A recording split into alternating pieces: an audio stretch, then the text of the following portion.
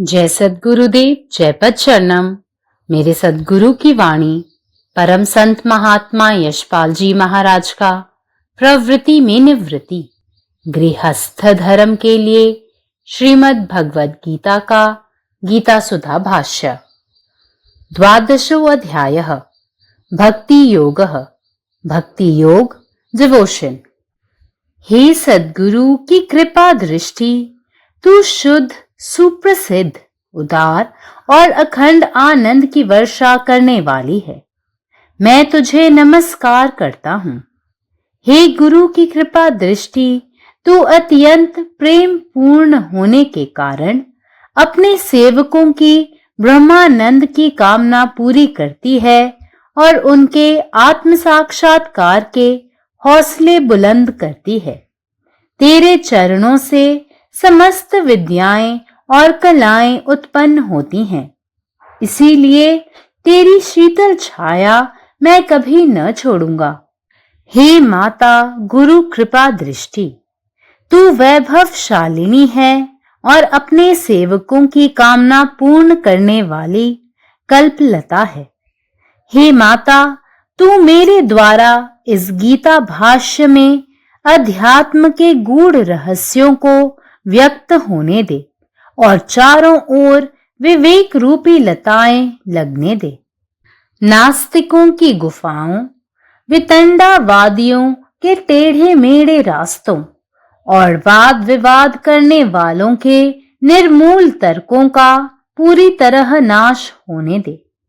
तू मुझे ऐसी सामर्थ्य प्रदान कर जिससे मैं गीता सुधा के भक्ति योग का ठीक ठीक प्रतिपादन कर सकूं।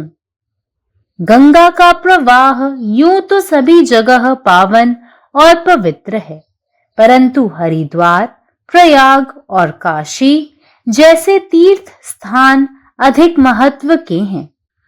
यहाँ से समय समय पर जो ज्ञान ज्योति अवतरित हुई है, उसने सारे संसार को पवित्र कर दिया है। भगवद गीता का भी यही हाल है।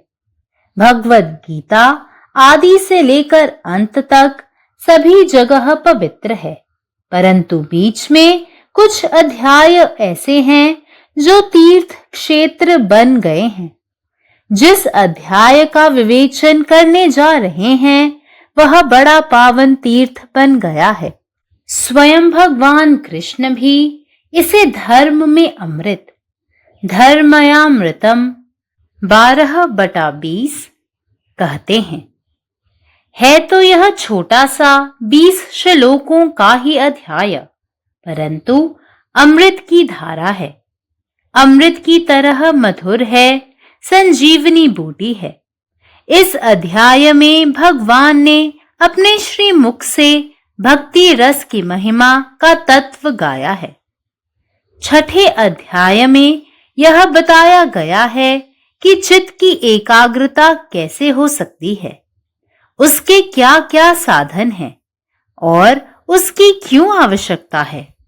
एकाग्रता सिद्ध होने पर किसी भी विषय का सफलतापूर्वक विचार मनुष्य कर सकता है, परंतु यह चित्त की एकाग्रता का सर्वोत्तम साधन नहीं है।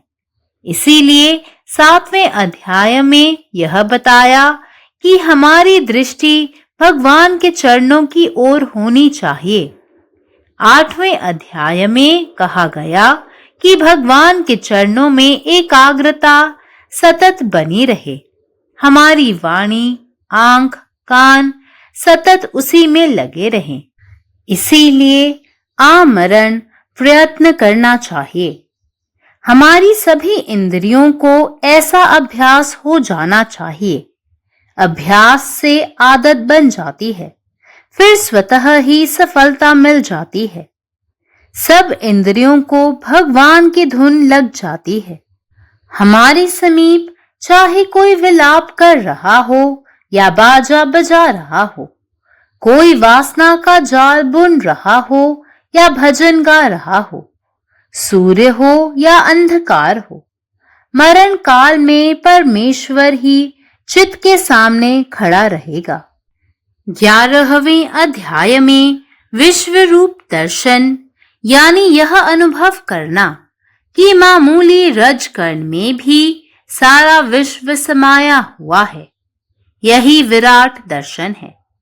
अब 12वें अध्याय में भक्ति तत्व की समाप्ति करनी है। श्लोक 1। अर्जुन उवाच एवं सतत युक्ता ये भक्तास्तवाम पर्युपासते ये चाप्यक्षरम व्यक्तम तेषाम के योगवित्तमाः। अर्जुन बोला, हे मनमोहन, जो अनन्य प्रेमी भक्तजन इस पूर्वोक्त प्रकार से अध्याय 11 श्लोक 55 निरंतर आपके भजन ध्यान में लगे हुए आप सगुण रूप परमेश्वर को अति श्रेष्ठ भाव से उपासते हैं और जो अविनाशी सच्चिदानंद घन निराकार को ही उपासते हैं, उन दोनों प्रकार के भक्तों में अति उत्तम योगवेता कौन है? Arjuna said, those devotees who ever steadfast thus worship thee, and those who worship the imperishable and the unmanifested, which of them are better versed in yoga? If devotion unto the Lord is the method by which the godly kingdom of the spirit be gained, then the practically minded Arjuna seeks in this chapter some precise knowledge regarding the techniques of the divine love and devotion. As a student of Veda, Arjuna had gathered that the absolute or the infinite is beyond all names and forms, eternally existent beyond all perceptions, feelings and understanding. But at the same time, he had actually seen in Krishna the whole universe springing forth and disappearing. Naturally, the doubt is raised by him as to whether it is more profitable to meditate upon the truth as unmanifest or as manifest, like the one shown by Lord Krishna. Om. గీతాసుధ అధ్యాయము 12 భక్తి యోగము శ్లోకం 1. ఓ సద్గురుదేవుని కృపాదృష్టి, నీవు శుద్ధము, సుప్రసిద్ధము, ఉదారము మరియు అఖండ ఆనందమును వర్షింపచేయుదానవు. నేను నీకు నమస్కారం చేయుచున్నాను. ఏ గురుదేవుని కృపాదృష్టి, నీవు అత్యంత ప్రేమ నిండిన దానమైన కారణమున నీ సేవకుల బ్రహ్మానంద కోరికను తీర్చున్నావు మరియు వారి ఆత్మసాక్షాత్కార ఆసక్తిని ఉన్నతంగా విస్తున్నావు. నీ చరణముల చెంత నుండి సమస్త విద్యలు మరియు కళలు ఉత్పన్నమవుతాయి. అందువలన నీ చల్లని నీడను నేను ఎన్నడూ విడువను. ఓ మాత, గురు కృపాదృష్టి, నీవు వైభవశాలివి మరియు నీ సేవకుల కోరికలను తీర్చే కల్పతరువు. హే మాత, నీవు నా ద్వారా ఈ గీతాభాష్యంలోని ఆధ్యాత్మిక రహస్యాది రహస్యాలను వ్యక్తం గావించు మరియు నలువైపులా వివేకలతలను నాటనివ్వు. నాస్తికుల గుహలను, వితండవాదుల వంకరటింకర దారులను మరియు వాద వివాదములను చేయవారి మూలం లేని తర్కములను పూర్తిగా నాశనం గావించు. నీవు నాకు ఎటువంటి సామర్థ్యాన్ని ప్రసాదించాలంటే దాంచే నేను గీతాసుధయందలి భక్తి యోగమును సరైన విధంగా తెలుపగలగాలి. గంగ ప్రభావం అన్ని చోట్ల పావనము మరియు పవిత్రమే. అయితే హరిద్వారము, ప్రయాగ మరియు కాశీ వంటి తీర్థస్థానములు అధిక మహత్వమైనవి. ఇక్కడి నుండి ఆయా సమయములందు ఏ జ్ఞానజ్యోతి అవతరించిందో అది సమస్త ప్రపంచాన్ని పవిత్రం గావించింది. భగవద్గీత కూడా ఇదే పరిస్థితి. భగవద్గీత ప్రారంభం మొదలుకొని అంతం వరకు అన్ని స్థానాలు పవిత్రమే. అయితే కొన్ని అధ్యాయాలు ఎటువంటి అనగా అవి తీర్థక్షేత్రములుగా తయారయ్యాయి. ఏ అధ్యాయాన్ని పరిశోధించడానికి వెళ్ళినా అది తీర్థక్షేత్రం అయిపోతుంది. స్వయంగా శ్రీకృష్ణ భగవానుడు కూడా దీన్ని ధర్మములో అమృతమని అన్నాడు. ఇదైతే చిన్నది, 20 శ్లోకముల అధ్యాయమే. అయితే ఇది అమృతధార, అమృతం వల్లే మధురమైనది, సంజీవిని మూలిక. ఈ అధ్యాయంలో భగవానుడు తన శ్రీముఖముతో భక్తిరస మహిమ యొక్క తత్వాన్ని వర్ణించాడు. 6వ అధ్యాయంలో చెప్పబడింది ఏమనగా, చిత్త ఏకాగ్రత ఎలా కలుగుతుంది, దానికి ఏ సాధనలు ఉన్నాయి, వాటి అవసరం ఏమిటి, ఏకాగ్రత లభించాక ఏ విషయాన్నైనా మానవుడు సఫలతాపూర్వకంగా ఆలోచించగలడు అనేది.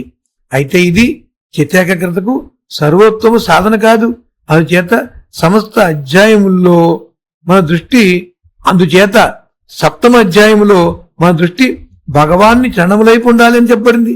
8వ అధ్యాయంలో భగవాను చరణములందు ఏకాగ్రత నిరంతరం ఏర్పడుతూ ఉండాలని చెప్పబడింది. మన మాట, కళ్ళు, చెవులు నిరంతరము వాటి అందే లగ్నమై ఉండాలి. కావున జీవిత పర్యంతము ప్రయత్నం చేస్తూనే ఉండాలి. మన సమస్త ఇంద్రియములకు అటువంటి ప్రయత్నం ఉండాలి. అభ్యాసం చేత అలవాటవుతుంది. పిమ్మట స్వతహాగానే సఫలత లభిస్తుంది. అన్ని ఇంద్రియములకు భగవచ్చింతన కలుగుతుంది. మన దగ్గరలో ఎవరైనా విలపిస్తున్నా, లేక ఏవైనా వాయిద్యాలు మోగుతున్నా, ఏదైనా వాసనల వల్ల జాలము అల్లబడుతున్నా, ఏదైనా ఏవైనా భజనలు పాడబడుతున్నా, సూర్యుడు ఉన్నా లేక అంధకారం ఉన్నా గాని మరణకాలంలో పరమేశ్వరుడే చిత్తమందు నిలబడి ఉంటాడు. ఏకాదశి అధ్యాయంలో విశ్వరూప దర్శనము అనగా అనుభవంలో పొందదగినది ఏమనగా, సామాన్యమైన దుమ్ముగణంలో కూడా సమస్త విశ్వము చేరి ఉన్నదని. ఇదే విరాట్ దర్శనము. ఇప్పుడు ద్వాదశ అధ్యాయములో భక్తితత్వాన్ని పూర్తి చేయవలసినది. అర్జున వాచ యావం సతయుక్తాయే భక్తాస్త్వా పర్యుపాసతే ఏ చాప్యక్షరం అవ్యక్తం తేషాంకే యోగవిత్తమాహ.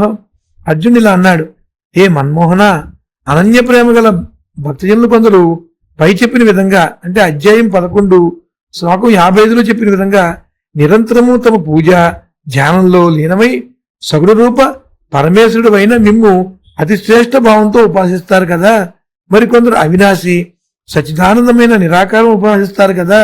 ఈ 2 విధమైన భక్తుల్లో అతి ఉత్తమమైన యోగవేత్త ఎవరు అని అర్జునుడు కృష్ణ పరమాత్మను ప్రశ్నించాడు. పరమాత్మ, నీవే ఉన్నావు, నీ ఇష్టమే నెరవేరాలి. జై సద్గురుదేవ్, జై ప్రసరణం. സദ്ഗുരുവിന്റെ സന്ദേശം. അധ്യായം 12. ഭക്തിയോഗം. ശ്ലോകം 1. അർജുനവചനം. ഏവം സതതയുക്തായേ ഭക്ത്വാസ്ത്വാം പര്യുപാസതി യേ ചാപ്യക്ഷരമവ്യക്തം തേഷാം കേ യോഗവിത്തമാ. സദ്ഗുരുവിന്റെ കൃപാദൃഷ്ടി ശുദ്ധവും പ്രസിദ്ധവും ഉദാരവും അഖണ്ഡമായ ആനന്ദം വർഷിക്കുന്നതുമാണ്. ആ കൃപാദൃഷ്ടിക്ക് ഞാൻ നമസ്കരിക്കുന്നു. ഗുരുവിന്റെ കൃപാദൃഷ്ടി അത്യന്തം സ്നേഹപൂർണമായതിനാൽ തന്റെ സേവകരുടെ ബ്രഹ്മാനന്ദം നേടണമെന്ന ആഗ്രഹം നിറവേറ്റുകയും അവരുടെ ആത്മസാക്ഷാത്കാരത്തിനുള്ള ധൈര്യം വർദ്ധിപ്പിക്കുകയും ചെയ്യുന്നു. അതിന്റെ പാദങ്ങളിൽ നിന്നാണ് എല്ലാ വിദ്യകളും കലകളും ഉത്ഭവിക്കുന്നത്. അതിനാൽ അതിന്റെ ശീതളമായ തണൽ ഞാൻ ഒരിക്കലും ഉപേക്ഷിക്കുകയില്ല. ഹേ മാതാവായ ഗുരു കൃപാദൃഷ്ടിയെ, ഞാൻ സമ്പത്തും മഹത്വവും നിറഞ്ഞവളും തന്റെ സേവകരുടെ ആഗ്രഹങ്ങൾ പൂർത്തീകരിക്കുന്ന കൽപ്പലതയുമാണ്. ഹേ മാതാവേ, ഈ ഗീതാഭാഷ്യത്തിലൂടെ ആത്മീയതയുടെ ഗൂഢമായ രഹസ്യങ്ങൾ വെളിപ്പെടുത്താൻ എനിക്ക് കഴിയട്ടെ.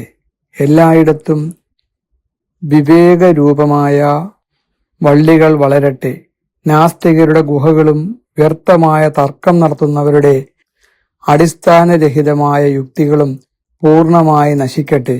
ഗീതാമൃതമായ ഭക്തിയോഗത്തെ ശരിയായ രീതിയിൽ വിശദീകരിക്കുവാനുള്ള ശക്തി എനിക്ക് നൽകണമേ. ഗംഗയുടെ മഹത്വം എല്ലായിടത്തും പവിത്രവും വിശുദ്ധവുമാണ്. എന്നാൽ ഹരിദ്വാർ, പ്രയാഗ്, കാശി തുടങ്ങിയ തീർത്ഥസ്ഥലങ്ങൾക്ക് കൂടുതൽ പ്രാധാന്യമുണ്ട്. ഇവിടെ കാലാകാലങ്ങളിൽ ഉദിച്ചുയർന്ന ജ്ഞാനത്തിന്റെ പ്രകാശം ലോകത്തെ മുഴുവൻ പവിത്രമാക്കിയിട്ടുണ്ട്. ഭഗവത്ഗീതയ്ക്കും ഇതുതന്നെയാണ് സ്ഥിതി. ഭഗവത്ഗീത ആരംഭം മുതൽ അവസാനം വരെ എല്ലായിടത്തും പവിത്രമാണ്. എന്നാൽ അതിന്റെ മധ്യത്തിൽ ചില അധ്യായങ്ങൾ തീർത്ഥസ്ഥലങ്ങളായി മാറിയിരിക്കുന്നു. ഇപ്പോൾ നാം വിശദീകരിക്കാൻ പോകുന്ന ഈ അധ്യായവും വളരെ പവിത്രമായ ഒരു തീർത്ഥമായി മാറിയിരിക്കുന്നു. സ്വയം ഭഗവാൻ ശ്രീകൃഷ്ണൻ ഇതിനെ ധർമാമൃതം എന്ന് വിളിക്കുന്നു. ഇത് വെറും 20 ശ്ലോകങ്ങൾ മാത്രമുള്ള ചെറിയൊരു അധ്യായമാണെങ്കിലും അമൃതത്തിന്റെ ഒരു ധാര തന്നെയാണ്. അമൃതം പോലെ മധുരമുള്ളതും സഞ്ജീവനി ഔഷധം പോലെയുള്ളതുമാണ്. ഈ അധ്യായത്തിൽ ഭഗവാൻ തന്റെ ശ്രീമുഖത്തിലൂടെ ഭക്തിരസത്തിന്റെ മഹത്വവും തത്വവും പാടിയിരിക്കുന്നു. 6-ാം അധ്യായത്തിൽ മനസ്സിന്റെ ഏകാഗ്രത എങ്ങനെ നേടാം, അതിനുള്ള മാർഗങ്ങൾ എന്തൊക്കെയാണ്, ഏകാഗ്രത എന്തുകൊണ്ട് ആവശ്യമാണ് എന്നിവ വിവരിച്ചു. ഏകാഗ്രത സിദ്ധിച്ചാൽ ഏതൊരു വിഷയത്തെക്കുറിച്ചും മനുഷ്യന് വിജയകരമായി ചിന്തിക്കാൻ കഴിയും. എന്നാൽ ഇത് മനസ്സിന്റെ ഏകാഗ്രത നേടുന്നതിനുള്ള ഏറ്റവും ഉത്തമമായ മാർഗമല്ല. അതുകൊണ്ടാണ് 7-ാം അധ്യായത്തിൽ നമ്മുടെ ദൃഷ്ടി ഭഗവാന്റെ പാദത്തിലായിരിക്കണം എന്ന് പറഞ്ഞത്. 8-ാം അധ്യായത്തിൽ ഭഗവാന്റെ പാദങ്ങളിൽ ഏകാഗ്രത നിരന്തരം നിലനിർത്തണമെന്നും നമ്മുടെ വാക്കുകളും കണ്ണുകളും ചെവികളും എപ്പോഴും അവിടെ ആയിരിക്കണമെന്നും അതിനാൽ മരണം വരെയും പരിശ്രമിക്കണമെന്നും പറഞ്ഞു. നമ്മുടെ എല്ലാ ഇന്ദ്രിയങ്ങൾക്കും ഇത്തരത്തിലുള്ള അഭ്യാസമുണ്ടാകണം. അഭ്യാസത്തിലൂടെ ശീലം ഉണ്ടാകുന്നു. പിന്നീട് സ്വാഭാവികമായി തന്നെ വിജയം ലഭിക്കുന്നു. എല്ലാ ഇന്ദ്രിയങ്ങൾക്കും ഭഗവാന്റെ ധ്യാനത്തിൽ മുഴുകുന്ന ശീലമുണ്ടാകുന്നു.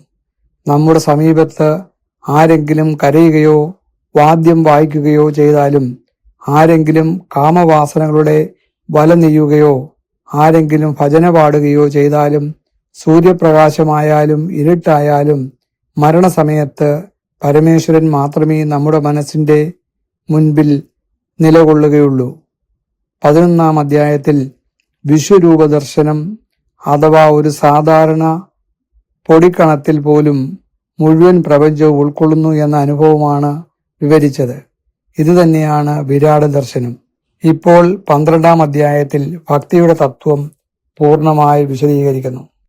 അർജുനൻ പറഞ്ഞു, ഹേ സുന്ദരനായ ഭഗവാനെ, മുമ്പ് പറഞ്ഞതുപോലെ അനന്യമായ സ്നേഹമുള്ള ഭക്തന്മാർ നിരന്തരം അങ്ങയുടെ ഭജനത്തിലും ധ്യാനത്തിലും മുഴുകി സഗുണരൂപനായ അങ്ങയെ അത്യുന്നതമായ ഭക്തിഭാവത്തോടെ ഉപാസിക്കുന്നു. മറ്റു ചിലർ അവിനാശിയായ സച്ചിദാനന്ദ സ്വരൂപമായ നിരാകാരവും അവ്യക്തവുമായ പരമാത്മാവിനെ ഉപാസിക്കുന്നു. ഈ 2 തരത്തിലുള്ള ഭക്തന്മാരിൽ യോഗത്തെ ഏറ്റവും നന്നായി അറിയുന്നവർ ആരാണ്? പരമാത്മാവ് നീ തന്നെ. നിന്റെ ഇഷ്ടം പൂർണ്ണമാകട്ടെ. जय सद्गुरुदेव, जय पदशरणम. जय गुरुदेव, जय पदशरणम. अध्याय 12 श्लोक 1. 12वा अध्याय हा भक्ती योगाचा आहे. हे सद्गुरूंच्या कृपाई दृष्टिक्षेपा, तू पवित्र, प्रसिद्ध, उदार आणि शाश्वत आनंदाचा वर्षाव आहेस. मी तुला वंदन करतो. हे गुरूंच्या कृपाळू दृष्टिक्षेपा, कृपादृष्टी, तू इतकी प्रेमळ आहेस की तू आपल्या भक्तांच्या दिव्य आनंदाच्या इच्छा पूर्ण करतेस आणि त्यांना आत्मसाक्षात्काराकडे प्रोत्साहित करतेस. सर्व ज्ञान आणि कला तुझ्या चरणातूनच उगम पावतात. म्हणून मी तुझी शीत छाया कधीही सोडणार नाही. हे माते, हे गुरूंच्या कृपाळू दृष्टिक्षेपा, तू भव्य आणि आपल्या भक्तांच्या इच्छा पूर्ण करणारी वेल आहेस. हे माते, मला या गीतेवरील टीकेमध्ये अध्यात्माची गहन रहस्ये प्रकट करू दे आणि ज्ञानाच्या वेली सर्वत्र पसरू दे. नास्तिकांच्या गुहा, तर्कवाद्यांचे वाकडे मार्ग आणि वादविवाद करणाऱ्यांचे निराधार युक्तिवाद पूर्णपणे नष्ट होऊ दे.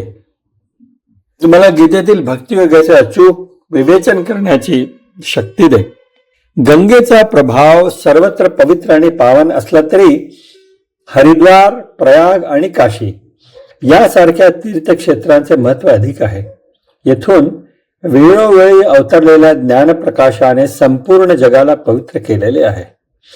भगवद्गीतेच्या बाबतीतही हेच खरे आहे. भगवद्गीता सुरुवातीपासून शेवटपर्यंत पवित्र आहे. तथापि मधले काही अध्याय तीर्थक्षेत्र बनलेले आहेत. मी ज्या अध्यायावर चर्चा करणार आहे तो एक अत्यंत पवित्र तीर्थक्षेत्र बनलेला आहे. स्वतः भगवान श्रीकृष्ण याला धर्माचे अमृत, धार्यामृतम 12वा अध्याय 20वा श्लोक म्हणतात. केवळ 20 श्लोकांचा हा अध्याय अमृताची एक छोटी पण तल्लीन करणारी धार आहे. तो अमृतासारखा मधुर आहे. तो जीवनदायी वनस्पती आहे. या अध्यायात भगवंताने स्वतःच्या मुखातून भक्तीच्या साराचे सार गायलेले आहेत. 6व्या अध्यायात मनाची एकाग्रता कशी साधता येते, त्यासाठी कुठली साधने आहेत आणि ती का आवश्यक आहे हे स्पष्ट केलेले आहे. एकदा एकाग्रता साधली की व्यक्ती कोणत्याही विषयावर यशस्वीपणे चिंतन करू शकतो. तथापि मनाच्या एकाग्रतेसाठी हे सर्वोत्तम साधन नाही. म्हणून 7व्या अध्यायात स्पष्ट केलेले आहे की आपली दृष्टी भगवंताच्या चरणाकडेच लावली पाहिजे. 8व्या अध्यायात सांगितले आहे की भगवंताच्या चरणावर सतत एकाग्रता टिकवून ठेवली पाहिजे. आपली वाणी, डोळे आणि कान सतत त्यावर केंद्रित असले पाहिजेत. म्हणूनच आपण अथक प्रयत्न केले पाहिजेत. आपली सर्व इंद्रिये यात प्रशिक्षित झाली पाहिजेत. अभ्यासाने ही सवय बनते आणि मग यश आपोआप येते. सर्व इंद्रिये भगवंताशी एकरूप होतात. आपल्या जवळची व्यक्ती शोक करत असो किंवा एखादे वाद्य वाजवित असो, कामवासनेचे जाळे विणत असो अथवा स्तोत्रे गात असो, सूर्य असो वा अंधार, मृत्यूच्या वेळी आपल्या मनासमोर केवळ देवच उभा राहील. 11व्या अध्यायात विश्वरूप पाहणे म्हणजे चांदीच्या एका लहान कणातही संपूर्ण ब्रह्मांड अस्तित्वात आहे याचा अनुभव येणे, हेच वैश्विक तत्वज्ञान आहे. आता 12व्या अध्यायात भक्तीच्या तत्वाचा निष्कर्ष काढायचा आहे. अर्जुन आवाज, आणि हे भक्त हे चिरंतन पूर्णकर्मी आहेत. हे चाप्यक्षर व्यक्तम तेशानचे योग व्यक्तम आहेत. अर्जुन म्हणाला, हे मनमोहन, त्या 2 प्रकारच्या भक्तापैकी श्रेष्ठ योगवेत्ता कुठला आहे, जे वर भक्त सांगितलेल्या रीतीने अध्याय 11 श्लोक 55 सगुण रूपात असलेल्या तुझ्या स्वरूपातील परमेश्वराची उपासना करतात आणि सतत तुझी उपासना व ध्यान करण्यात मग्न असतात आणि जे केवळ अविनाशी सच्चिदानंद घन निराकार स्वरूपाची उपासना करतात. अर्जुन म्हणाला, जे भक्त सदैव स्थिर राहून अशा प्रकारे तुझी उपासना करतात आणि जे अविनाशी आणि अव्यक्ताची उपासना करतात, त्यापैकी योगात श्रेष्ठ कोण आहे? जर भगवंताची भक्ती ही आत्मिक ईश्वरी राज्य प्राप्त करण्याची पद्धत असेल तर व्यवहारवादी अर्जुन या अध्यायात दिव्य प्रेम आणि भक्तीच्या तंत्राविषयी काही अचूक ज्ञान मिळवू पाहतो. वेदांत शिष्य म्हणून अर्जुनाने हे जाणले होते की परमतत्व किंवा अनंत हे सर्व नावांच्या आणि रूपांच्या पलीकडे असून सर्व संवेदना, भावना आणि आकलनाच्या पलीकडे शाश्वतपणे अस्तित्वात आहे.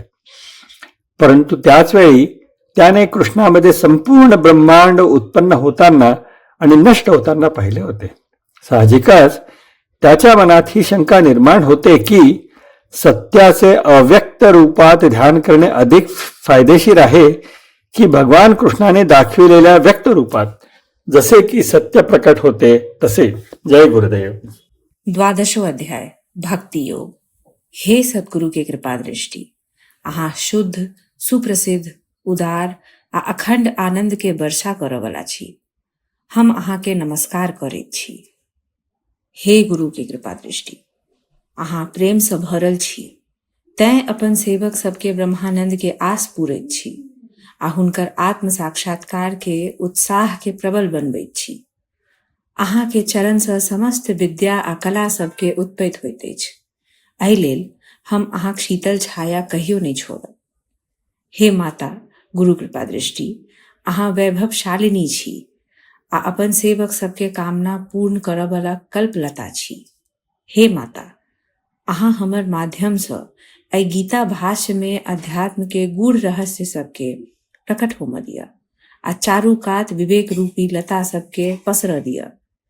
नास्तिक सबके गुफा, वितंडावादी सबके टेढ़ मेढ़ बाट आ वाद विवाद करय वाला सबके निराधार तर्क सबके पूर्णतः नाश भ जाय. अहाँ हमरा एहन सामर्थ्य प्रदान करू जाहिसँ हम गीता सुधा के, भक्ति योग के यथार्थ आ समुचित प्रतिपादन क सकी. गंगा के प्रभाव तऽ सब ठाम पावन आ पवित्र अछि, मुदा हरिद्वार, प्रयाग आ काशी एहन तीर्थ स्थान सबके विशेष महत्व अछि. एहि स्थान सबसँ समय समय पर जे ज्ञान ज्योति प्रकट भेल अछि से समस्त संसार के आलोकित आ पवित्र कऽ देने अछि।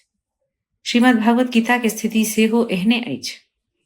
आदि सँ अंत धरि संपूर्ण गीता पवित्र अछि, मुदा एकर बीच में किछु एहन अध्याय अछि जे अपने तीर्थ क्षेत्र बनि गेल अछि। जाहि अध्याय के विवेचन आब हम करऽ जा रहल छी से बड़ पावन तीर्थ बनि गेल अछि। स्वयं भगवान श्री कृष्ण एकरा धर्मामृतम कहने छथि, माने धर्म रूपी अमृत। ओना तऽ ई केवल 20टा श्लोक के छोट सन अध्याय अछि, तैयो ई अमृत के धार अछि। अमृत एहन मधुर अछि आ संजीवनी बूटी समान जीवनदायी अछि। एहि अध्याय में भगवान अपन श्रीमुख सँ भक्ति रस के महिमा आ ओकर गूढ़ तत्व के गान केने छथि। छठम अध्याय में ई बताओल गेल अछि जे चित्त के एकाग्रता कोना प्राप्त कयल जा सकैत अछि, एकर कोन कोन साधन अछि आ एकर आवश्यकता किएक अछि। जखन चित्त के एकाग्रता सिद्ध भऽ जाइत अछि तखन मनुष्य कोनो विषय पर सफलतापूर्वक विचार कऽ सकैत अछि। मुदा केवल यह चित्त के एकाग्रता के सर्वोत्तम साधन नहीं अछि। एहि लेल 7म अध्याय में कहल गेल अछि जे हमर दृष्टि भगवान के चरण दिस रहबाक चाही। 8म अध्याय में कहल गेल अछि जे भगवान के चरण में ई एकाग्रता सदा बनल रहै, हमर वाणी, आँखि, कान सदा ओहि में लागल रहै। एहि लेल भरि जीवन प्रयत्न करबाक चाही। हमर सबटा इंद्रिय के एहन अभ्यास भऽ जाय, अभ्यास सँ आदत बनैत अछि आ फेर सफलता अपने आप प्राप्त होमय लागैत अछि। सब इंद्रिय के भगवान के धुन लागि जाइत अछि। हमरा लग चाहे कियो विलाप करैत हुए वा बाजा बजबैत हुए, कियो वासना के जाल बुनैत हुए वा भजन गबैत हुए, आँखि के सोझा में सूर्य के प्रकाश हुए वा घोर अन्हार, मृत्यु काल परमेश्वरे चित्त में उपस्थित रहता। 11म अध्याय में विश्व रूप दर्शन के वर्णन अछि, माने ई अनुभव करब जे छोट से छोट रज कण में सेहो संपूर्ण विश्व समायल अछि। यह विराट दर्शन अछि। आ 12म अध्याय में भक्ति तत्व के पूर्ण विवेचन आ निष्कर्ष करबाक अछि। अर्जुन उवाच, एवं सतत युक्ता ये भक्तास्त्वाम पर्युपासते ये चाप्यक्षरम व्यक्तम तेषाम के योग वित्तमा। अर्जुन कहलखिन, हे मनमोहन, जे अनन्य प्रेमी भक्तजन पहिने कहल गेल ढंग सँ सदा अहाँक भजन आ ध्यान में लागल रहैत छथि आ अहाँ सगुण स्वरूप परमेश्वर के बड्ड श्रेष्ठ भाव सँ उपासना करैत छथि, आ जे भक्त अविनाशी सच्चिदानंद घन निराकार ब्रह्म के उपासना करैत छथि, एहि दुनू प्रकार के भक्त में बेसी उत्तम योग वेदता के छथि। अखिल भारतीय संत मत सत्संग पंजीकृत दिल्ली, मुख्यालय B20 CC colony, Rana Pratap Bagh के सामने, दिल्ली। सत्संग आश्रम संत यश रूप तपोभूमि परिसर, अनंगपुर, जिला फरीदाबाद, हरियाणा। हमारे साथ जुड़ने और राष्ट्रीय व अंतर्राष्ट्रीय सत्संग कार्यक्रमों की विस्तृत जानकारी पाने के लिए दिए गए QR कोड को स्कैन करें।